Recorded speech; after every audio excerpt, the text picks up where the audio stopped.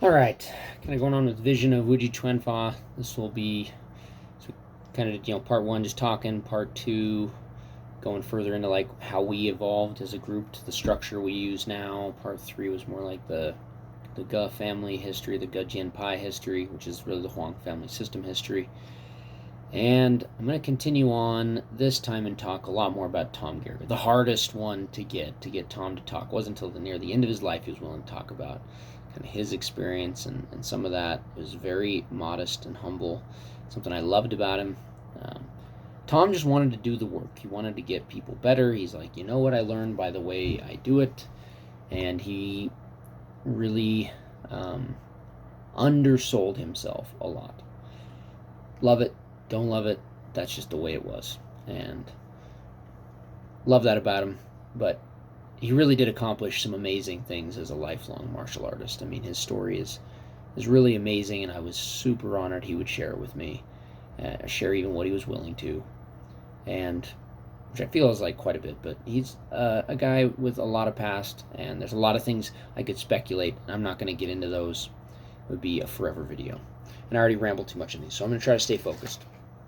With that said, I wrote down, this was in May 17th of 2019, we did a long class, and I said, hey, today I just really want to get into you. You're the Grandmaster of Tongwei Martial Arts. I understand that you learned from someone, with the Huang family system, and he would always want to credit there. There were a lot of people I know as things weeded out in the system. There were some things amongst all of us. Some remember, some don't, that caused some fragmenting. 2008 was rough on the Garriga family. We were all invested in stuff. I lost a bunch of money in it. A bunch of people lost a bunch of money in an investment that Tom was in on. He lost a bunch, and honestly, he struggled financially ever after that. He probably wouldn't let you know it. He was not a guy to complain, and I will always remember that about Tom Garriga too. I remember, at one point, very prosperous in terms materially, living in a very nice place. I remember helping him move from Logan to Salt Lake, and Salt Lake was still nice, and a lot of nice things. He could part ways with stuff, and he would always say, I am at home anywhere on the earth.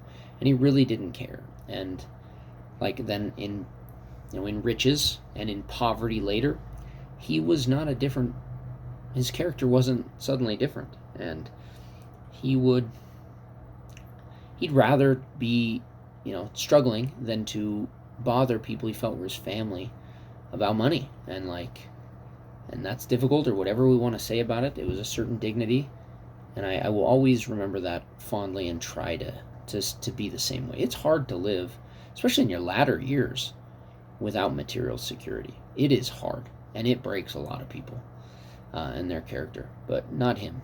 And we get into a little bit of why, right? And I'll talk about it.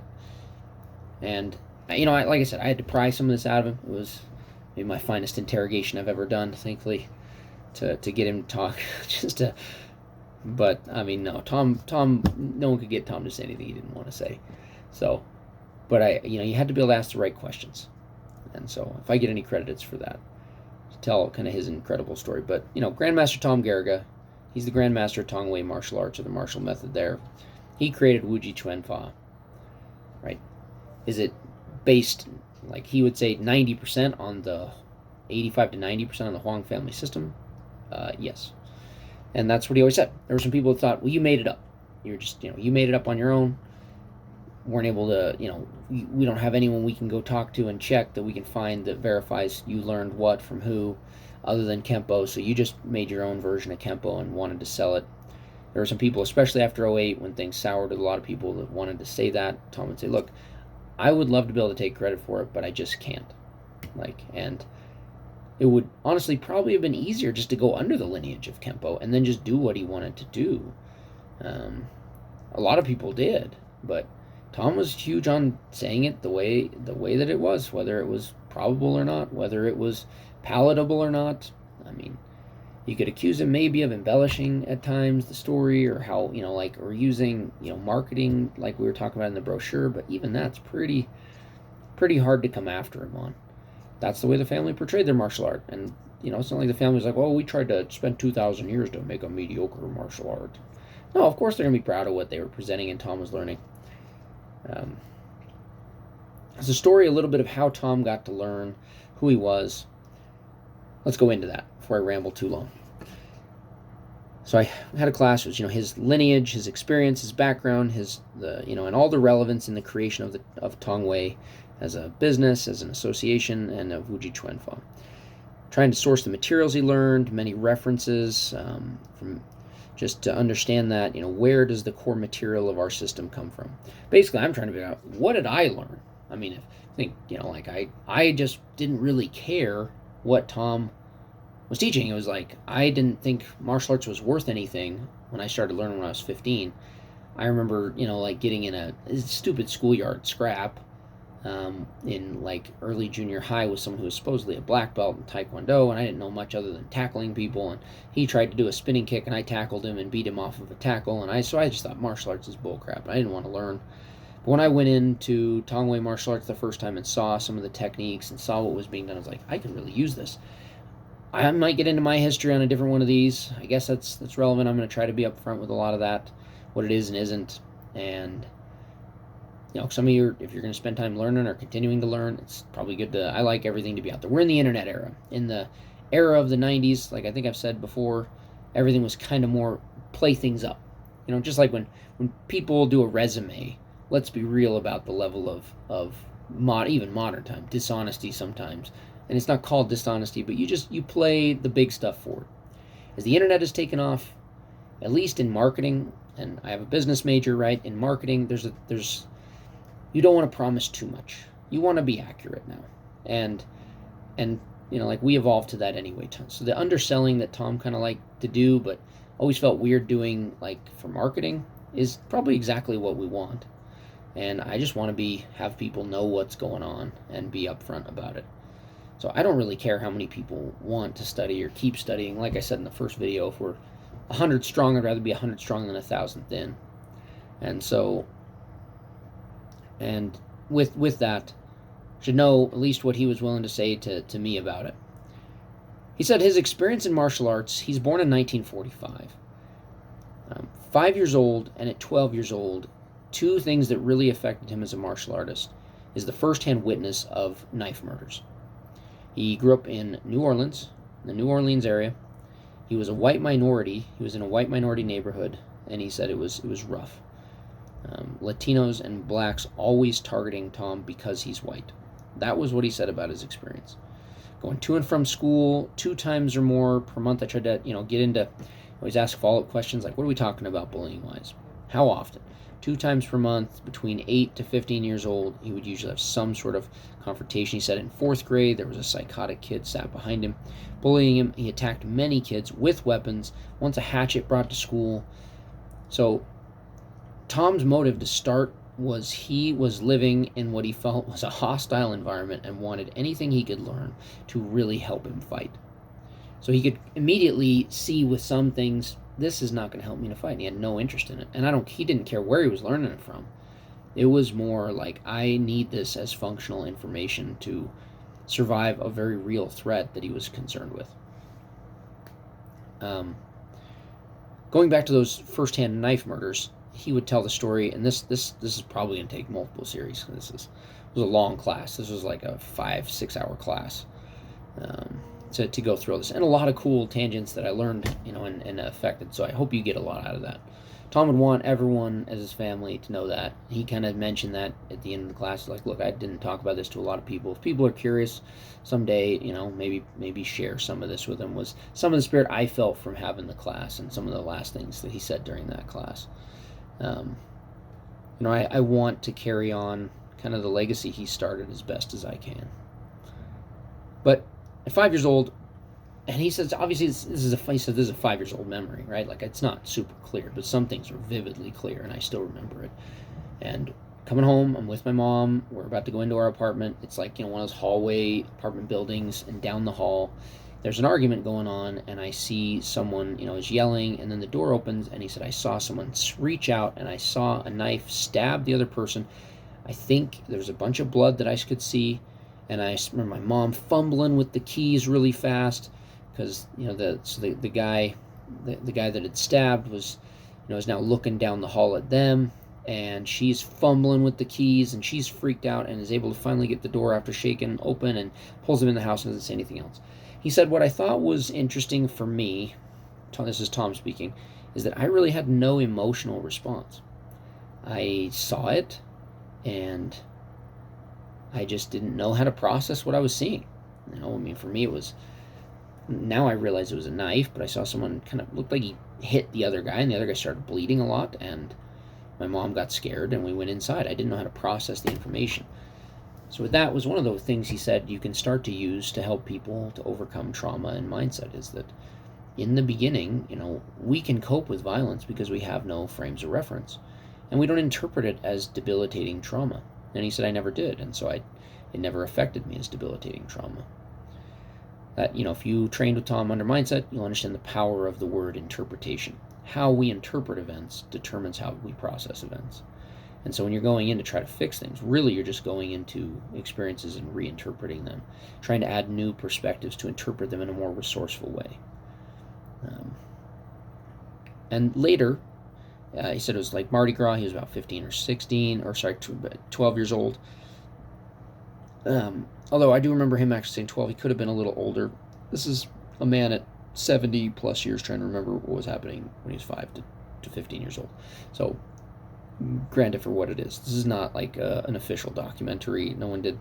I don't know how to go back and nor care to do that, right? Like, he sees two guys get into a knife fight, Mardi Gras. It's after party. They're cutting each other, attacking, and basically both die.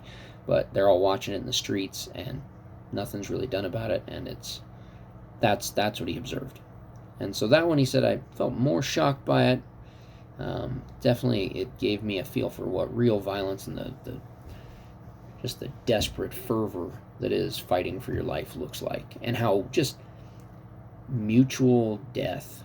He just described it as the two just hacking and stabbing at each other, and amazing how much kind of punishment they could take till they both kind of just distanced away from each other and dropped dead in different spots from what he remembered.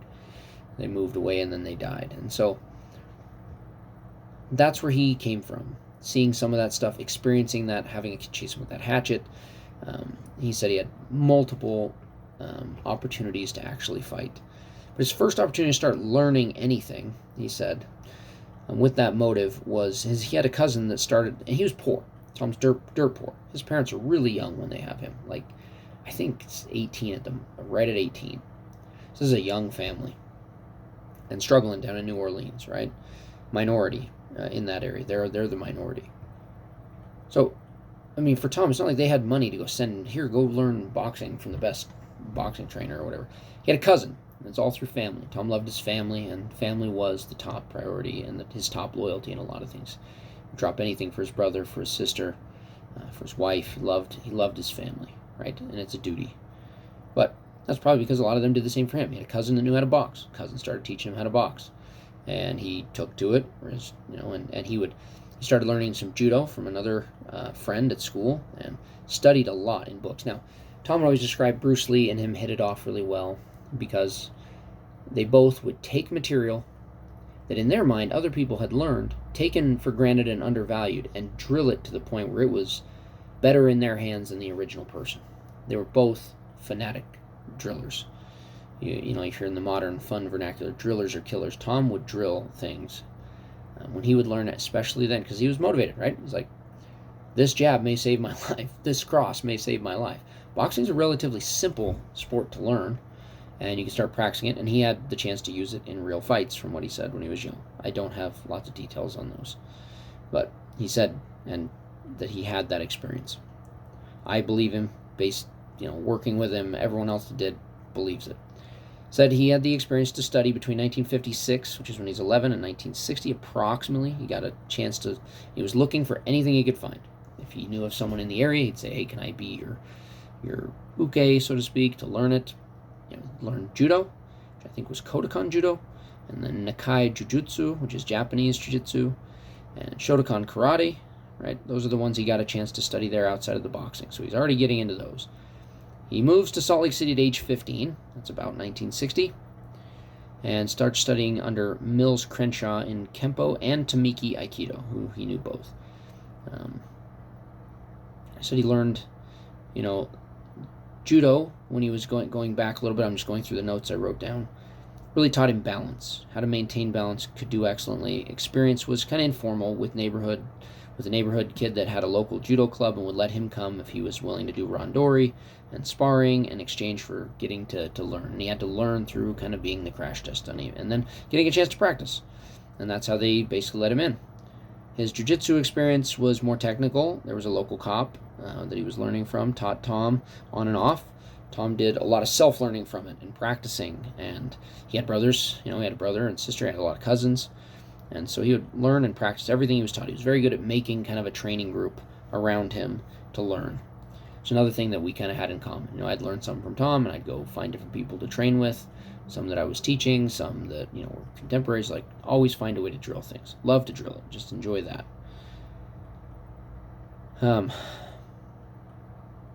Tom would make equipment, right? He would make equipment to be able to train everything that he practiced. Like, for example, speed drills, making a tennis ball on a string hanging down from a ceiling that you could practice hitting for accuracy. And kind of like a speed bag in boxing, but with an entire, from a ceiling. So if a lot of you've probably seen those drills, they're really good reaction speed drills. And that's somehow how he started to develop, right? With Shotokan, use that, like I just said, the tennis ball on a string drill. He learned more formally, learned falls, rolls, katas, had a heavy bag that they could use, makiwara post, lots of technique line, lots of drilling of basics. In Kempo, in the beginning, he had no official ranking under Mills Crenshaw, he said. Mills was a brutal teacher, he said, taught him, very much, that joke in Kill Bill 2, where, what's his name, Pai Mei is just beating her.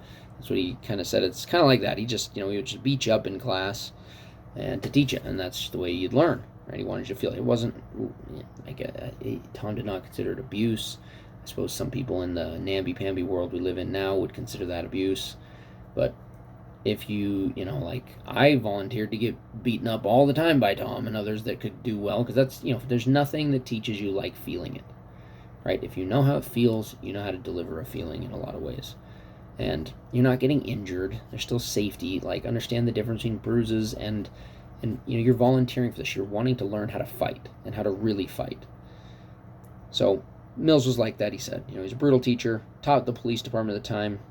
I guess at one point he broke someone's hand in a training, which is kind of crazy to do with law enforcement. Usually the trainings, they don't want to get any injuries, but Tony Martinez Sr. learned from Mills and was one of his most advanced students. When he was in Salt Lake City, he went to a judo club at a Buddhist temple in downtown Salt Lake. He got more formal training in judo, got to a point where he was considered a brown belt informally there.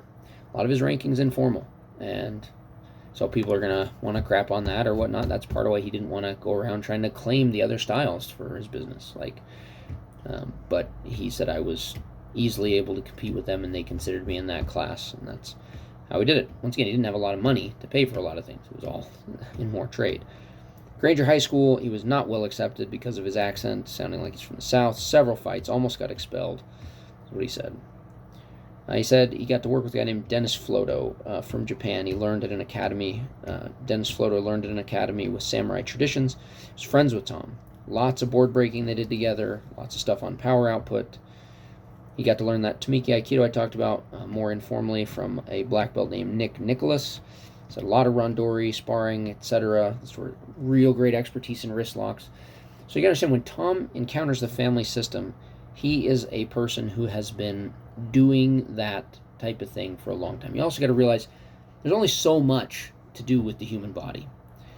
There are, if we look, you can attack the arms in a few ways. You can strike the arms, you can kick the arms, or you can lock the arms. The head, you're going to kick, strike, or you can grab and lock things. At the end of the day, there's only so many body parts, only so many movements. And so Tom started to see, okay, to have a complete fighting style, it is doable, right? I don't have to learn every style to be a complete martial artist. And that's what he was looking for. And so when he encountered the family, that's what they were about. If you've ever heard someone say, when they're giving a talk, I would have made this shorter, but I didn't have more time. I think sometimes we imagine and we make the system much bigger than it has to be, just simply because we imagine that to have studied 1,400 styles, there has to be documentation for it. That is not the anatomy of this system. It was to go and take the influence you could from each style, something that was uniquely effective, and to be very picky. You throw back most. You're like, we don't have to. When I said cognitive bias in most styles, the family would be like, it's more like a sentimental bias, I guess is a better word. We like this because we've done it. It's our way of doing it. It's kind of attached to our identity. And the family was big on like, that doesn't exist for us. We don't have to have that because we're not trying to market ourselves. We're not trying to have an identity. Our identity is we are just learning to do the best things we're aware of, and we're always looking. And to stay true to that tradition. So going on, he gets into the Marines at age 17 through 25. And I'll maybe make this the last note. We'll pick up here on the next one. That was 1963 through 71. He loved the Marine Corps. He learned a tremendous amount. Informally, he was ranked, and this time, learning Mushindo Ryu is what was a big thing taught in the Corps at that time, I guess, or one of the people that was there. Knife fighting that they were teaching was really excellent. He was a hand-to-hand instructor in the Marine Corps. He expanded that and customized the curriculum. Even though he was lower enlisted, he was brought in on that because he had so much martial arts experience. And so Tom's experience is much like someone who would, in the back rooms, is brawling with people as a kid. Basically, that's how he learned. Get with different groups, whether it's judo brawling or boxing brawling or karate brawling, like you're learning that way. You learn from hard knocks. And so obviously he excelled in the Corps where there's a lot of that, especially at that era. His LDS mission was while he was in there, so he was allowed to be on inactive reserve status, would have been between 1964 and 1966. It was a California mission. Tom was absolutely LDS in it. He said it absolutely, his way of seeing the church and the gospel certainly impacted his way of looking at martial arts and the philosophies and the rest in there. And, he could teach it kind of without that and explain it, but certainly he related to it through that. On his California mission, looking through Google, he would always say there was one of the prophets, was his mission president. He couldn't remember, classic Tom style, he couldn't remember their name. He's like, I don't know, it was one of them. I just remember taking a lot of notes and trying to incorporate, and he would quote what they taught a lot of the time, so I don't know colloquially how accurate it is, and obviously it's lore, but some of the best things, like the definition of humility he got there, which he said it was from my mission president, who he said at one point, he said, I think it was President Kimball, and he said it might have been President McKay. President McKay, I think, was the president of the church at the time, to clarify. But looking up through Google, in 1964, Gordon B. Hinckley, who later became a prophet, the prophet, right, and was an apostle, he was running the California mission in 1964 when he was out there. So I would imagine that's who he's trying to remember. And those of you that have been on a mission can probably know how feasible that is, that you're not always going to remember, especially 40 years later, 50 years later.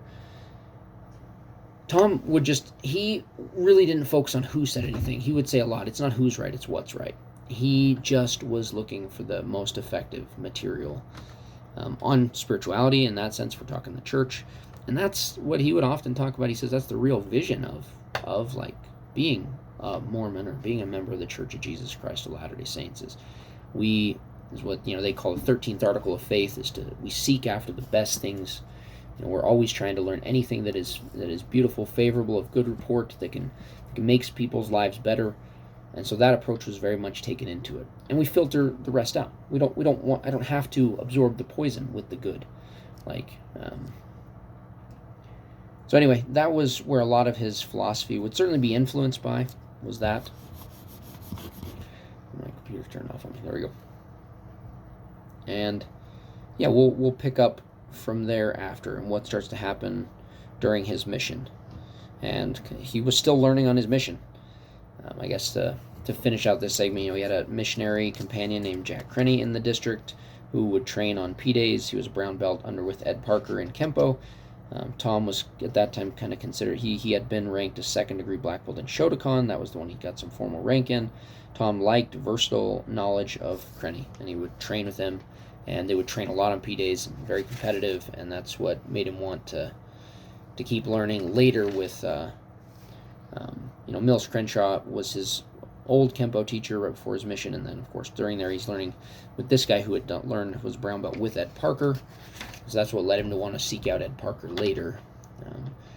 his time in the Marine Corps, he really loved what he got out of warriorship, the mindset, the integrity, that determination was more important than physical ability, the discipline and initiative.